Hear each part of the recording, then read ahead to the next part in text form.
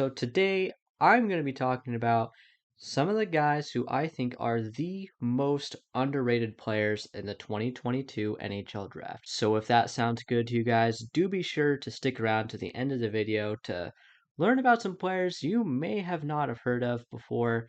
And that being said, let's just jump right into it with my first player, and I suspect this is a guy a lot of you have heard of, and that is Jagger Firkus. So I have talked about Firkus quite a bit on this channel. I am a pretty big fan of his, and the best thing about his game is his shot. He is as good of a goal scorer as you are going to find in this draft. Now, if you had asked me a couple weeks ago, or even before Elite Prospects released their ultimate guide to the draft, I would have told you that Shane Wright probably has the best shot in this draft class. And there's still probably a lot of people out there who think that, but it is notable that the Elite Prospect uh, scouting staff voted on a number of characteristics like who's the best straight line skater, who's the most mobile skater, etc. And one of the things they voted on is who has the best shot in the draft class. And Firkus was actually voted into first place. So according to the Elite Prospects scouts, at least, he has the best shot in the draft. And while I always thought his shot was good, that did surprise me. And it just goes to show you how good of a finisher he is. But that is not all in his game. As the season progressed, especially, I thought he became a much better playmaker. I thought his offense away from the puck became really strong as well. And the main problem with him, and probably the reason why he's not really a top 10 guy, is that he is small and slight. So I believe he's 5'9", or he might be 5'10", and like 150-ish pounds. So he is pretty small, and he is not great at resisting pressure. He will have to get a lot stronger, add some muscle to his frame in order to succeed at higher levels of hockey. But really, that's a pretty basic level of progression that you really expect from just about any prospect, especially smaller guys. So I really strongly think Firkus could be one of the best players from this draft class, or at least one of the best, if not the best, goal scorer from this draft class. So to see him ranked as low as in the second round for some people, I just think that that is way too low for Firkus. He has been moving up a lot of boards recently, but I would still have him as high as, say, about 15. And that is a lot higher than people have him ranked. That's why I think he's underrated. The second player I want to talk about, and I will note here that I do not have film on all these guys. Unfortunately, I did not have the foresight to get film on everybody, nor did I have the space in my computer for that. So there will probably be film of some of the guys in this video and not others. But anyways, the second guy is Christian Kyrou. Now, if you want a defenseman who has just about as much upside as any other D-man in this draft class, that is Christian Kyrou. I think he has really, really high offensive upside. He does need to learn, I think, how to be a little bit more patient in the offensive zone. Not necessarily patient with the puck, but more of like a playmaker role. Right now, what I see from him is he likes to shoot the puck a lot. And one thing that he's really good at is deking defenders, doing little shoulder fakes or faking with his positioning, with his footwork.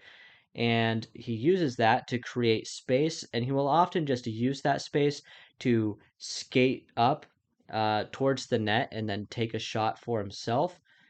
And there are many situations where first of all, I will say that that is pretty much always a good play, but there are many situations where you would like to see him use that space to maybe pass to a teammate who's in a better scoring area create a more high danger chance than he can create for himself. But if that is one of my biggest complaints about Kyrou, and it is, then that's kind of being a little bit nitpicky. But he does have a considerable amount of risk. His defense is just not that good. He often looks lost in the defensive zone. His gap control is not great at times, and he can be guilty of making some pretty bad turnovers from time to time. So, those things are definitely going to limit his ability to play in the NHL, especially when he's breaking into the league, if he doesn't improve on those things. Because most coaches are not going to want to play a rookie who is constantly making mistakes defensively, regardless of how much they contribute on offense, especially for defensemen. But if he can control that part of his game better, then he could be a serious steal in this draft class because he's generally ranked as a second round defenseman. But like I said at the beginning, his offensive potential is pretty much just as high as any other defenseman in this draft class. When it comes to defensemen who could run a top power play unit, I don't think there's really that many of those guys in this draft class, but Kyrou is definitely one of them. The third player on this list is another high octane, high offensive defenseman, and that is Lane Hutson. Hutson is quite a bit different than Kyrou, though. First of all, he's 5'8", so he is very small. In fact, he is probably the smallest defenseman who will get drafted in this draft class. However, he is a very good passer, and this also makes him different from Kyrou in that uh, Hutson's shot is not really remarkable, but he is a very good passer, and he's very good at creating space for himself by deking and faking out defenders, kind of like Kyrou, but instead of using that space to skate up and take a shot, he likes to use that space to distribute the puck to his teammates, which I really, really like from him. And he does have really good footwork. He's very mobile and tight, especially when he's like walking around the blue line, which again gives him the potential to be a top power play guy. He does maybe remind me a little bit of Torrey Krug in that sense, but his skating is a problem. So he is mobile and he can beat defenders in tight with his footwork, but his general skating, his straight line skating is not very efficient at all. He's not particularly fast, and for an undersized defenseman, those things are really, really important. So if he doesn't improve in that area of the game, he could potentially never make the NHL at all. So he does carry a substantial amount of risk. I would say he carries more risk than a guy like Christian Kyrou, and he's probably going to end up going later in the draft because of that. But his upside is also really high. Maybe not quite as high as Kyrou, but I still see him as a guy that could be a top power play quarterback, maybe give you 40 to 50 points a season. And yeah, if you get that in the late second round, that's great. Or I mean, that's really really great. You could be getting one of the best defenders in the draft class. It's just about that risk management, and it is this extremely high upside that I see him having is why I believe he is so underrated. Now to move on to yet another defenseman, and there are a lot of defensemen on this list. In fact, I only have two forwards. But this next defenseman is Noah Warren, and he could not be much different than Lane Hutson. Hutson is 5'8", Warren is 6'5". He's huge, he's physical, and he is a good skater. And that combination of size and skating is the foundation of a good defenseman in the NHL. I don't think Warren is a guy that has a ton of offensive upside at all. He does have a pretty good shot. It's a very strong shot, very fast, hard. But other than that, I don't see a lot from him in terms of offense, but his defense is relatively solid. He is physical. So, given that he's pretty much considered like a mid round guy, from what I can tell, that is very, very good value. If you're getting maybe a second pair defensive specialist, maybe a guy. A lot of people see guys like this as like a bottom pairing defenseman, but I actually don't quite see him that way, or these types of players in general that way. I think he's a guy that you can stick to a strongly offensively minded guy who maybe plays on your second pair because you want him out there for those minutes to create more offense. And he's going to be like the responsible physical guy that can, one, protect him, especially if his partner is a smaller guy, which a lot of offensive guys are, and two, cover for him when he makes mistakes because that is bound to happen with any offensive defenseman. So that's really like the best role I see for Warren.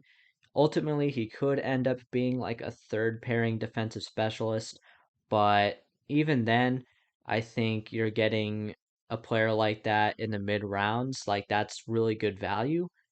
Again, just really underrated, especially considering Warren. These other guys, you have had a decent chance of having heard about them before, I think. But Noah Warren is probably a guy that most people have not heard of at all, but he could turn into a really solid player. Finally, I have the last defenseman on this list, and that is Vladimir Grudinin. So this is another guy that you may have heard of before, but maybe you're not quite sold on how good he is. But let me just tell you, Grudinin, in my eyes, is one of, if not the best skater in this draft class. He is extremely mobile. He is explosive with his first step and coming out of pivots and turns, and that really drives his game on all three zones of the ice. He is capable of sticking with attackers and he has a good stick check, so he's not really that bad defensively. I think he is pretty good, especially for an undersized guy. He is 5'10. He is good in transition, both on defensive zone breakouts. He is highly involved and offensive zone entries. And like Hutson, or maybe it was Kyrou I made the comparison to earlier, he does actually remind me a bit of Torrey Krug, but better defensively. Now, that's not to say Grudinin is like going to be a really, really good two-way guy. I don't think that's the case. I just think he will be a touch above Krug's level of defense. Maybe not as high offense. I don't think he's going to score as many goals as Krug does. But again, he is a guy that could run a top power play in the NHL, and that is kind of hard to find in any draft class, but especially in this one. And yeah, he's really, really good. And the reason that I think so highly of him is because of that skating. He's really good at opening up passing lanes and shooting lanes, which he utilizes to his advantage. He's a very smart player with the puck. He does like to pass like Hutson when he creates lanes for himself to do so, and he is a very good passer as well, perhaps not as good as Hutson. Hutson is more of a guy who will make like highlight reel passes. Grudinin is more of a simple passer but effective. And for all those reasons, I just think he is super underrated. And yeah, moving into the final player on this list, it is another forward finally, and that is Julian Lutz. So Lutz to me is a pretty good skater. He's really good at protecting the puck, which is especially impressive considering he's been playing in the DEL. Now, he did miss a significant portion of this season with injury, so I didn't get a ton of chances to see him, but he has size, he is physical, and he is very capable of playing well, making plays under pressure. So in terms of upside, he is kind of by far the lowest on this list in terms of guys that have upside, but I think he probably has the safest floor. His game to me seems like it is highly projectable to the NHL, and he is generally considered like a mid second round pick ish. So I wouldn't be surprised to see him go very high in the second round. I also wouldn't be surprised if he went in the third round or even later. Opinions on this draft class kind of seem like they're all over the place, but Lutz is a guy that I do think is a bit undervalued. And yeah, that is it for this video, guys. Thank you so much for watching. If you did think it deserved a like, please do go ahead and do so. I will leave another video on the screen now for you guys to click on if you want to stick around for a while. If not, that's okay too. And whatever you do, have a nice day.